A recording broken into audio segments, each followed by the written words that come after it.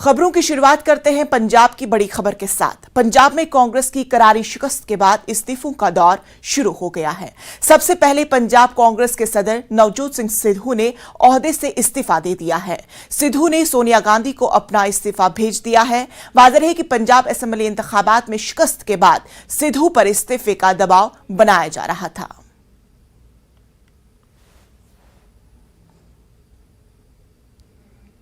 सिद्धू के इस्तीफे पर मरकजी वजीर अक़लियती उमूर मुख्तार अब्बास नकवी ने कांग्रेस की चुटकी ली है। मैसेज को ठीक करने के बजाय मैसेंजर को ठोक रहे हैं। अब जब आप मैसेज को ठीक करने के बजाय मैसेंजर को ठोकेंगे तो इसी को कहते हैं परिवार की पार्टी का प्रोटोकॉल। आपका जो निगेटिव मैसेज है, नकारात्मकता से भरपूर मैसेज है, उसको ठीक करने के बजाय आप मैसेंजर को ठोकेंगे तो कुछ फायदा नहीं होगा। जी हमारे साथ रवि सिसोदिया हमारे नुमाइंदे जुड़ चुके हैं। सिसोदिया साहब, ये बताएं कि आखिरकार सोनिया गांधी के हुक्म की आखिर तामील की ही गई।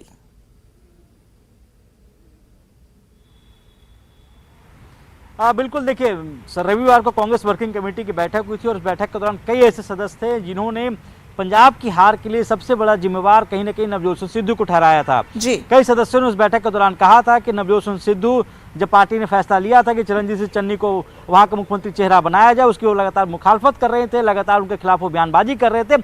इससे कहीं ना कहीं पंजाब में जहां जिस सूबे में कांग्रेस सरकार थी वहां पर पार्टी कमजोर हुई और वहां पर इस तरह की स्थिति कांग्रेस की हुई। इसी बाबत कल देर शाम कांग्रेस अध्यक्ष की तरफ से ये फरमान आया कि जो 5 राज्यों में जहां चुनाव हुए थे वहां के जो तमाम अध्यक्ष हैं, जो प्रधान थे सभी सूबों के, उनको अपना इस्तीफा दे देना चाहिए। कल अजय कुमार लल्लू, जो कि उत्तर प्रदेश के प्रदेश अध्यक्ष, उन्होंने अपना इस्तीफा दिया। उत्तराखंड के प्रदेश अध्यक्ष गणेश गुर्जर, उन्होंने अपना इस्तीफा सौंपा और आज ट्वीट के जरिए नवजोत सिंह सिद्धू ने भी अपना इस्तीफे की घोषणा कर दी है। बिल्कुल रवि, ये बताया कि क्या कुछ कयास आराई लगाई जा रही है कि सिद्धू आने वाले वक्त में किस पार्टी में शमूलियत इख्तियार कर सकते हैं?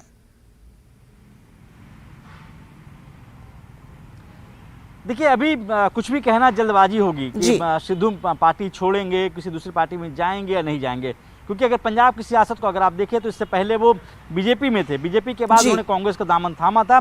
उस दौरान जब चुनाव चल रहे थे उस दौरान ऐसी चर्चा थी, ऐसी अटकलें लगाए जा रही थी कि वो आम आदमी पार्टी में शामिल हो सकते हैं, लेकिन ऐसा हुआ नहीं। फिलहाल वो कांग्रेस में बने हुए हैं। कुछ दिनों पहले भी उनकी तरफ से ये बयान आया था कि वो कांग्रेस में बने रहेंगे, लेकिन एक बड़ा झटका था कांग्रेस के लिए। जिस तरह से पंजाब के चुनावी नतीजे थे उसमें इस तरह की उम्मीद कांग्रेस की तरफ से नहीं की गई थी कि जहां पे उनकी सरकार हो वहां पे उनको अपने वो सरकार, वहां सरकार भी चली गई और साथ ही साथ जो वहां अंदर खाने जो लड़ाई चल रही थी उसका खामियाजा कांग्रेस को भुगतना पड़ा। बिल्कुल, तफसीलात के लिए बेहद शुक्रिया। आम आदमी पार्टी के भगवंत मान की पंजाब के वजीर आला के तौर पर हल्फ बर्दारी की तकरीब के लिए वसी इंतजाम किए गए हैं। ये तकरीब शहीद भगत सिंह नगर जिला में वाक़े कटकड़ कला गांव में मुनक्किद की जाएगी, जो मुजाहिदे आज़ादी भगत सिंह का आबाई गांव है। जराये के मुताबिक भगवंत मान आज अकेले ही हल्फ लेंगे। पंजाब के गवर्नर बनवारी लाल पुरोहित हल्फ दिलाने के लिए कटकड़ कला गांव पहुंच गए हैं। पंजाब काबीना में वजीर आला समेत 18 वज़राए हो सकते हैं। दिल्ली के वजीर आला अरविंद केजरीवाल और पार्टी के दीगर लीडर हल्फ बर्दारी की तकरीब में शिरकत करेंगे।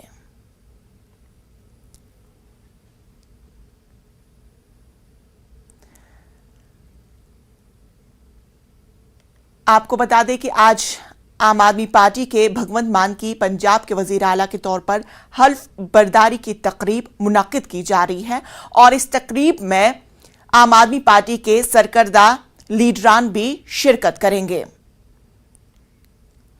हमारे साथ हमारे नुमाइंदे पंकज जुड़ चुके हैं। पंकज, आज हल्फ बर्दारी की तकरीब मुनक्किद की जा रही है, क्या है कुछ तफसीलात? देखिए, 12:30 बजे मुख्यमंत्री की शपथ जो है वो भगवंत मान देंगे और उससे पहले किसी शहीद आजम भगत सिंह की धरती पर मुख्यमंत्री शपथ लेने जा रहे हैं। तो यहाँ पर हर तरफ जो है बसंती रंग की जो दरबर है वो आपको नजर आ रही है और साफ तौर पर बड़ी उम्मीदें पंजाब के लोगों को मुख्यमंत्री जो बनने जा रहे हैं भगवंत मान उनसे हैं कि वो सीट जो है वो आम आदमी पार्टी को मिली है। तो ऐसे में अरविंद केजरीवाल भी करा रहे हैं। अरविंद केजरीवाल जो है उनके साथ साथ दिल्ली की तमाम जो कैबिनेट है वो यहाँ पर आ रही है। तो एक बड़ी उम्मीद के साथ पंजाब के लोगों ने जो है एक बड़ा फतवा आम आदमी पार्टी को जो है वो जारी किया है। बिल्कुल, बिल्कुल पंकज, ये बताएं कि किन किन लीडरान की तकरीब में शिरकत शामिल होगी। देखिए, खास तौर पर जो पंजाब में बड़े कलाकार हैं, क्योंकि भगवंत मान जी। खुद कलाकार रह चुके हैं, कॉमेडी से उन्होंने शुरुआत की थी, तो उन्होंने जो गुरदास मान है, सतिंदर सरताज है, तमाम कलाकारों को जो है वो न्योता दिया है। वहीं दिल्ली की बात की जाए तो अरविंद केजरीवाल को अपना सियासी गुरु भी मानते हैं और बड़ा भाई भी मानते हैं, और दिल्ली की तमाम कैबिनेट जो है वो यहाँ पर पहुंच रही है।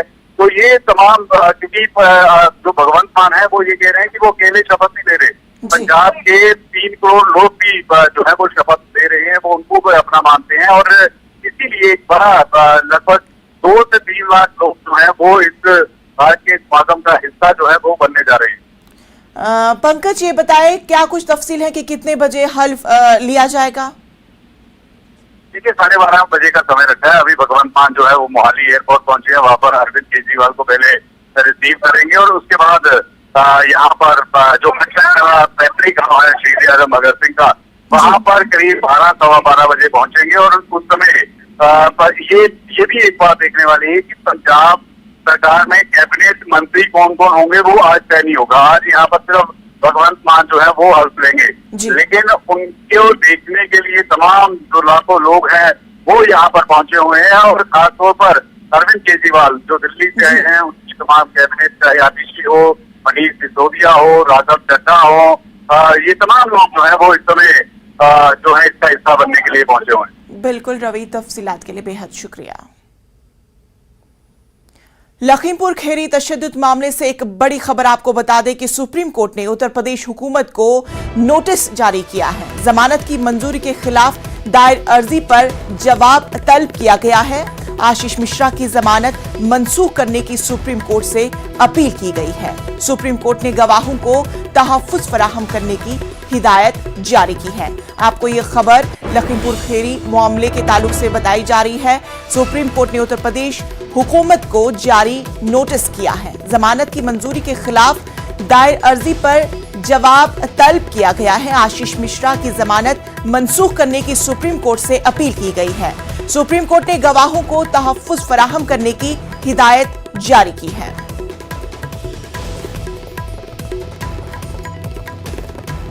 हमारे साथ बराह रास्त सुशील हमारे साथ जुड़ चुके हैं। सुशील, बेहद बड़ी खबर।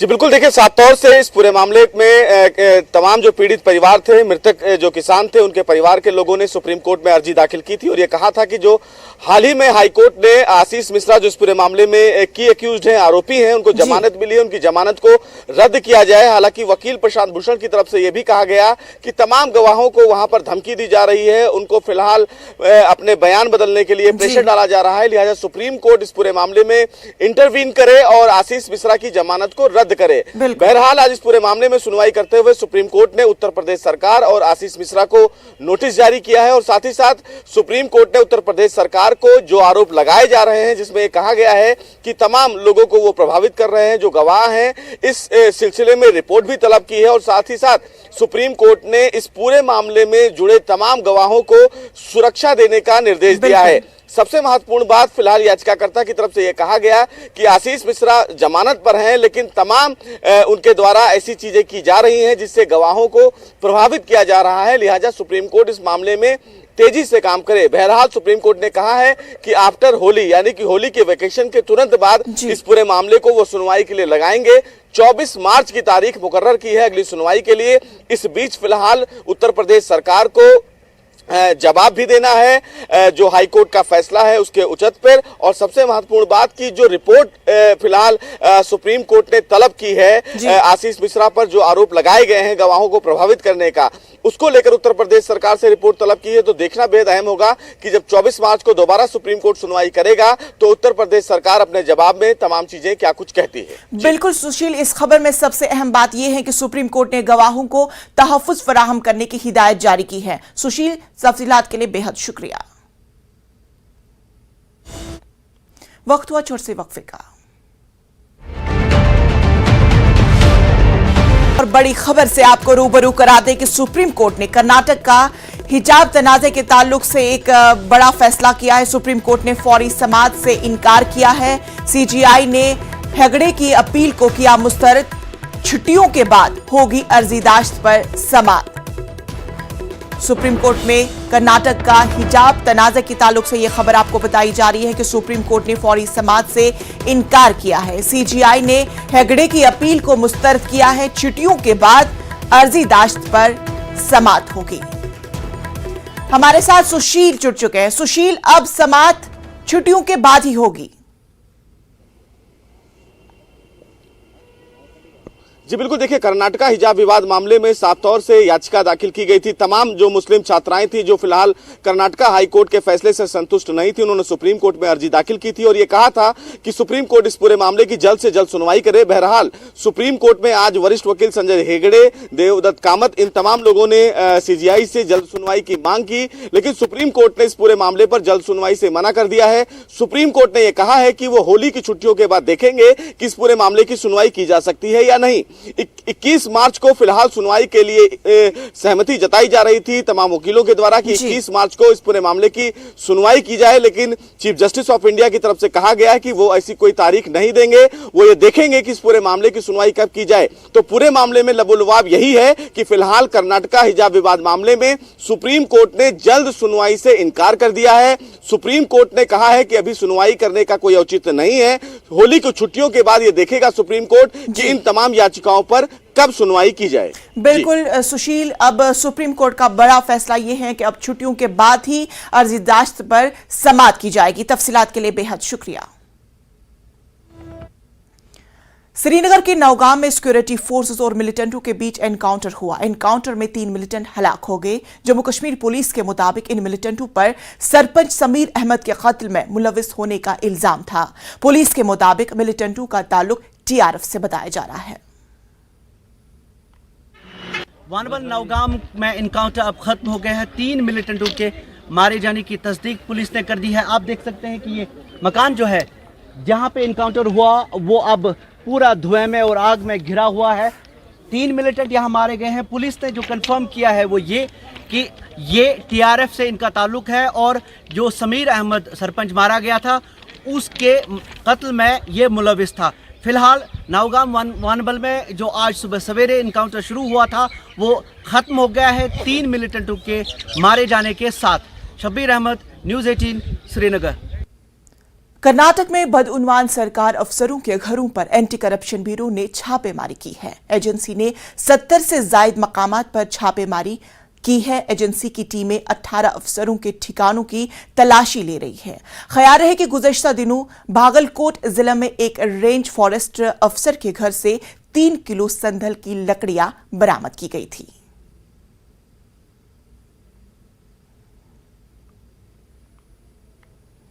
यूपी असेंबली इंतखाबात के बाद अब सबकी नजरें कानून साज काउंसिल के इंतखाबात पर है। समाजवादी पार्टी ने इंतखाबात के लिए उम्मीदवार खड़े तो कर लिए हैं। समाजवादी पार्टी ने गोरखपुर के मशहूर डॉक्टर कफील खान को अपना उम्मीदवार नामजद किया है।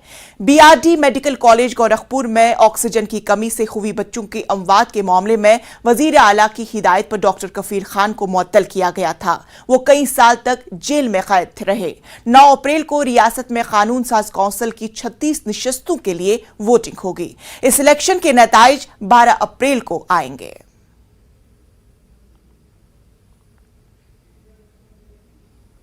कर्नाटक में जारी हिजाब तनाजे पर हाईकोर्ट के फैसले के बाद आज से जिला उडुपी और शिमोगा में स्कूल और कॉलेज दोबारा खुल गए हैं। ताहम इन अजला में दफा 144 नाफिज रहेगी। इसके साथ साथ जुलूस, इज्तिमात, एहतजाज पर 21 मार्च तक पाबंदियां भी बरकरार रहेगी। कर्नाटक हाईकोर्ट ने 11 दिनों की समाअत के बाद हिजाब पर पाबंदी से मुतालिक रियासती हुकूमत के फैसले को बरकरार रखा। हाईकोर्ट ने हिजाब तनाजे पर उडुपी की गवर्नमेंट प्री यूनिवर्सिटी की कुछ मुस्लिम तालिबात की तरफ से दायर दरख्वास्त को भी खारिज कर दिया।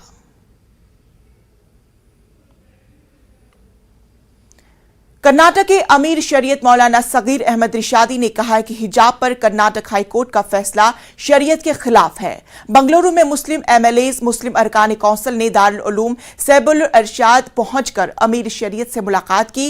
कल रात हुई इस अहम मुलाकात में हाईकोर्ट के फैसले पर तफसीली गुफ्तगू हुई। मुस्लिम नुमाइंदों ने हाईकोर्ट के फैसले को सुप्रीम कोर्ट में चैलेंज करने पर इत्तेफाक राय से ऐलान किया। इस मीटिंग में एमएलए यूटी कादिर, जमीर अहमद खान, एनए हारिस, रहीम खान, कनीज फातिमा, अरकान कौंसल नसीर अहमद, सलीम अहमद, कांग्रेस अक़लियती शोबे की रियासती सदर अब्दुल जब्बार मौजूद थे।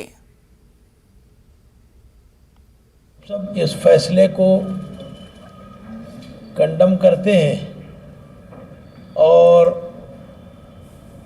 बहुत मुमकिन है कि हम सुप्रीम कोर्ट तक हम जाएं और वहाँ हम अपने लिए इंसाफ चाहें और ज़रूर करेंगे इंशाअल्लाह, इसलिए कि ये शरई मसला है, खुदा का हुक्म है, रसूलुल्लाह सल्लल्लाहु अलैहि वसल्लम की शरीयत है। हम उसके ख़िलाफ़ बिल्कुल नहीं कर सकते, हम इसको बिल्कुल पसंद नहीं करते।